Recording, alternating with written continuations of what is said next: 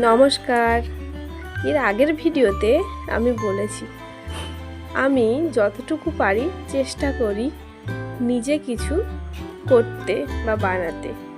তাই আজকে লক্ষ্মী পুজোর দিনে আমার বাড়িতে আমি একটু চেষ্টা করেছি আমার মনের মতো করে যতটুকু পারি আলপনা দেওয়ার। সিঁড়িতে এই আলপনাগুলো কেমন হয়েছে অবশ্যই জানিও বন্ধুরা। চলুন বাকিটা ঘুরে দেখি।